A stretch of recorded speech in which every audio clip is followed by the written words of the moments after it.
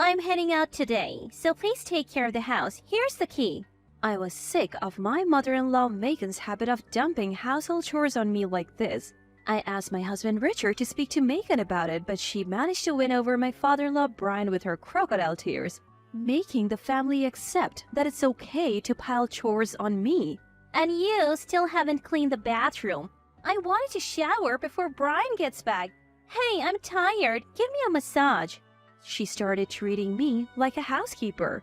While massaging Megan, I realized something. That's when I started planning to kick her out. I'm Christina, 24 years old. I've been a housewife since marrying Richard 2 years ago.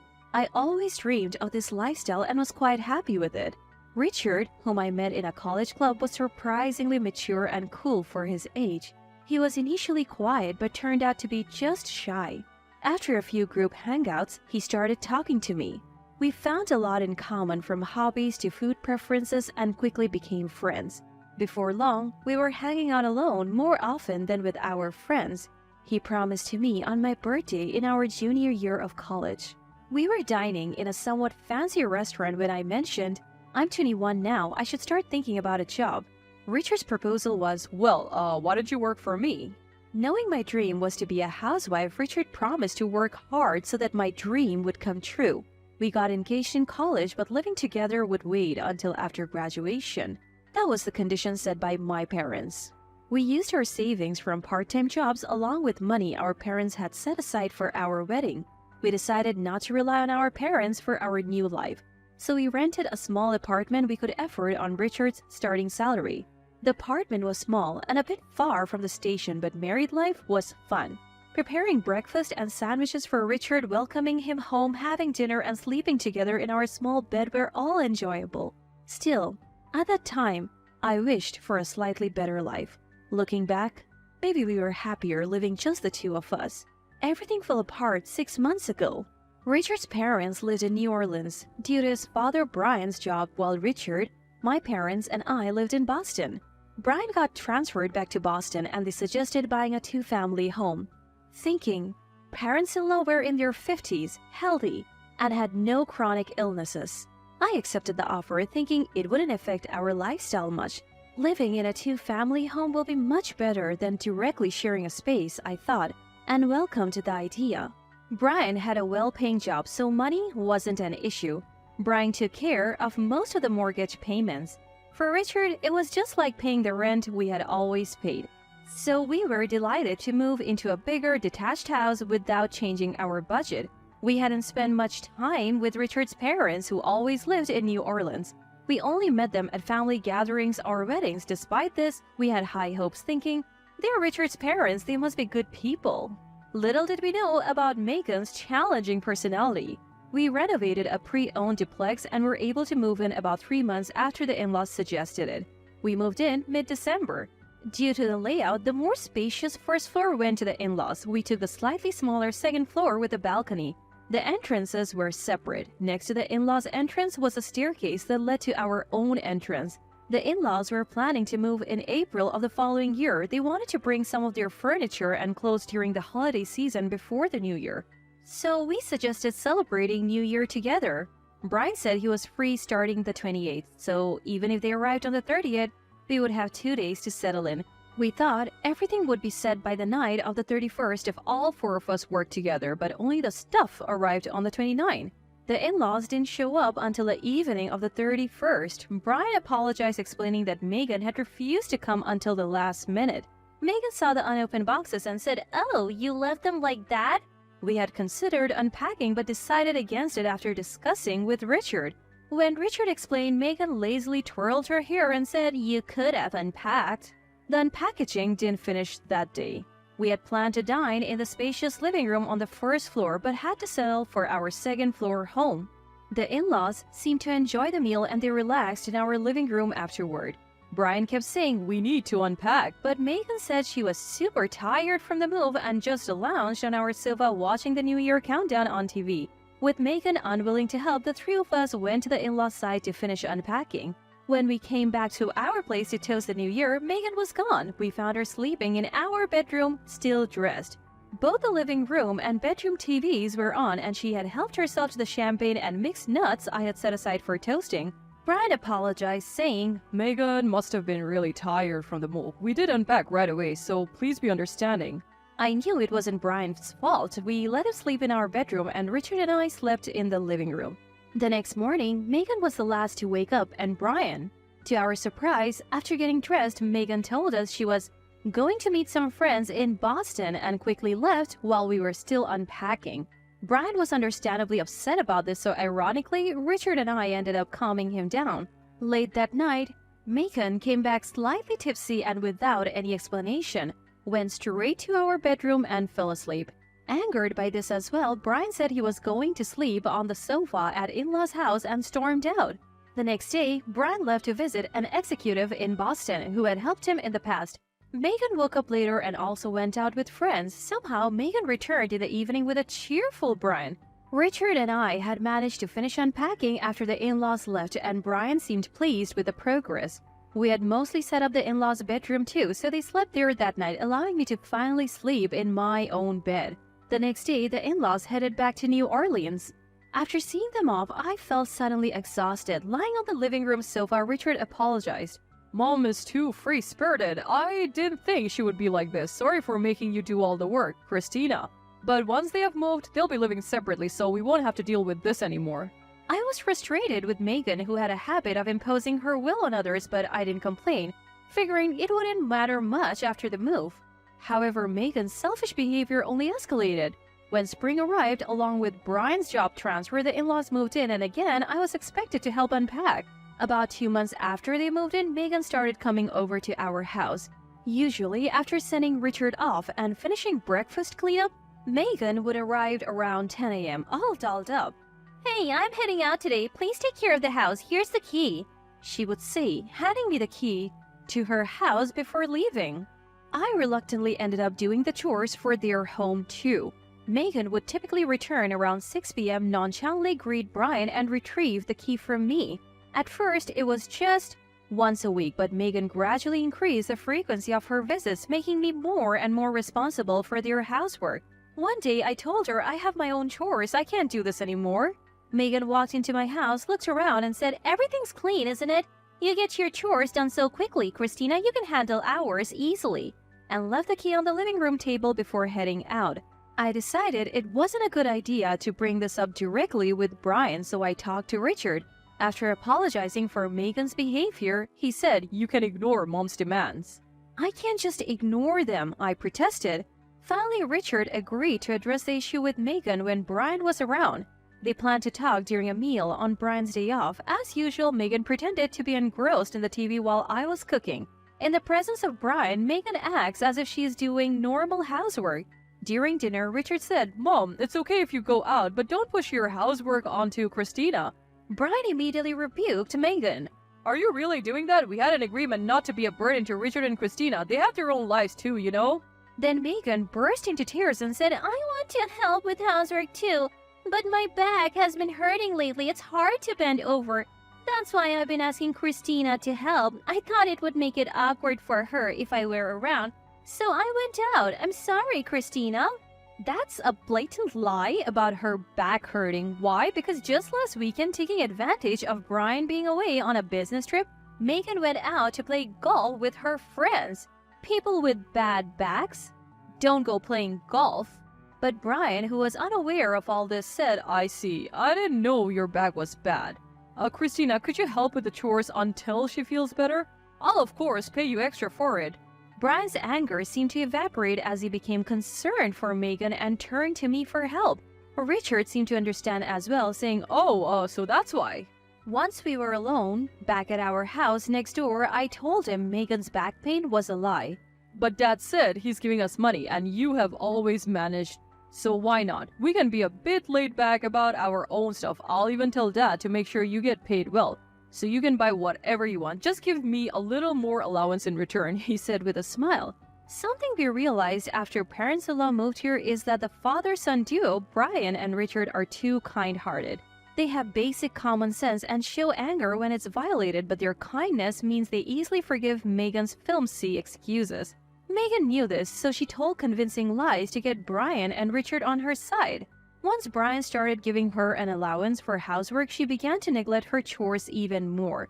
She used to dump chores on me when Brian was out, saying things like, "I can't move because my back hurts," or "I can't get up, my back hurts and I feel sick," pushing me to do all the housework from morning till night. Oblivious to Megan's lies, Brian would say, "Sorry, Christina," and head out. After Brian left, Megan would shower, dress up, and go out without saying a word. By this time, I had been given a duplicate key to the in-laws' house. When she returned before Brian did, she would complain about the dinner I made. "Isn't this too little? Can't you make more dishes? You're getting an allowance. Don't slack off. My dress is wrinkled. Iron it properly. The bathroom isn't clean yet. I wanted to shower before Brian comes back. Come on, give me a massage. I'm tired," she would say whenever she wanted. She really seemed to think of me as an actual housekeeper, yet when Brian returned, she would put on a facade saying, "This is delicious. Christina, your housework is more meticulous than mine," and Brian and Richard were completely oblivious to Megan's attitude. Even when I complained to Richard, all he said was, "You can ignore unreasonable demands." I had reached my breaking point with Megan. I thought the only way left was to secretly film Megan when Brian and Richard weren't around and show them the evidence.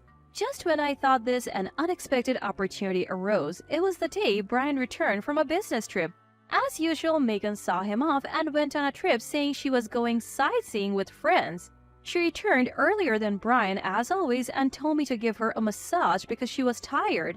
I'm the one who's tired after doing all the housework, not you, Megan, I thought, but saw a red mark on the back of her neck while massaging her shoulders.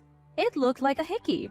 At first, I thought Brian gave it to her and was impressed that he still had it in him in his 50s, but then, considering he had been on a business trip for about 5 days, I thought, could a hickey really last that long? Could Megan be having an affair? I found it hard to believe that Megan, who had lived in New Orleans her whole life, would have so many friends in Boston. That's why I hired a private investigator to look into it. Luckily, I knew Megan's daily routine and she always went on trips when Brian was out of town for work, so following her was easy. Long story short, Megan was cheating and she was being pretty bold about it. Within 2 weeks of hiring the investigator, I had my answer. Seeing photos and videos of Megan in compromising situations left me speechless. She was holding hands with a man her own age as they entered a hotel. The pictures even showed her passionately kissing the guy at the hotel bar. It was riskier than I had imagined. I was shaking with anger, not just because she was neglecting her housework to have an affair, but because she was betraying someone as kind as Brian. She had the audacity to betray Brian while he worked hard to provide for us. I couldn't let her get away with this. Her birthday was coming up, so I decided that would be the day to put my plan into action. Why don't we throw Megan a surprise party? When I proposed the idea, Brian seemed thrilled. Here's the plan. Brian would tell Megan he had to work that day and encourage her to go out for a birthday dinner with the other man. I'll invite her out to dinner and we can surprise her at the hotel, I told Brian. Brian believed me and pretended to go to work that evening. Megan, after taking longer than usual to get ready, finally left the house saying how disappointed she was that she couldn't spend her birthday with Brian. I had the investigator tail her and it seemed she did go to the usual hotel where she met her lover. Had she gone somewhere else, I would have had to quickly notify Brian about a change of plans, but luckily, she chose the usual place. As soon as I got word that Megan had arrived at the hotel, I headed there by taxi. We have to expose the truth to Brian before she goes into the room with that man. By the time I arrived, Brian had also sent me a message saying he was there.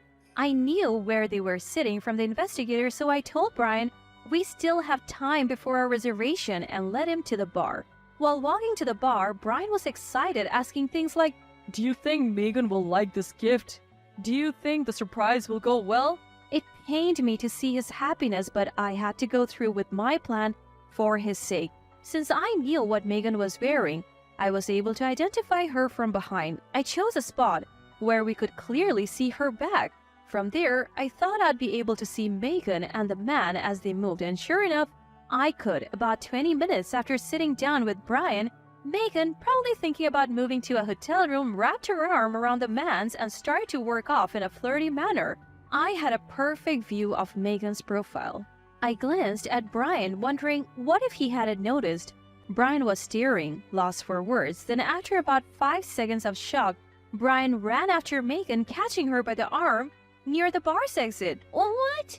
Megan looked stunned. Megan, what are you doing here? Who is this guy? Well, What's going on? the surprised one was the man. Brian, demanding an explanation, told the man, She's my wife. I need to talk to her. Sorry, but you should go home now. and walked out of the bar, still holding Megan's arm. I quickly settled the bill for Brian and me and followed them. In the taxi back, Megan seemed to realize her situation and kept saying, "It's not like that, Brian." Brian said nothing. When we got home, Brian told me. I would like for you to go home too, Christina. I said, "Okay," but concerned that kind-hearted Brian might get fooled by Megan again. I discreetly went to the in-laws' house with the incriminating photos and hid to observe their living room. What was that about? "You're misunderstanding." Megan began making excuses to an angry Brian. "I went out drinking because celebrating my birthday alone was boring. I had too much to drink and the guy next to me offered to help. He said he would walk me to a taxi because I was stumbling." Brian seemed close to being fooled by Megan's smooth excuses. I couldn't keep quiet. Bursting into the living room, I yelled, "Don't be fooled, Brian. Megan is having an affair and it's not the first time she's met that man." "What? Christina, don't say things you don't understand. Eavesdropping is the worst." "Brian, look at this." I handed Brian the evidence photos. "What's this bunch of papers?" Megan, who had been confident, started to panic when she realized what was handed to Brian were photos. "No, I didn't do it. These pictures are fake." Megan was yelling this, but Brian was quietly looking through the photos one by one. After seeing them all, he shouted, You're the worst, Megan. Do you even realize what you have done? "I told you. It's not me. These pictures are photoshopped." Megan argued but started to cry at Brian's words.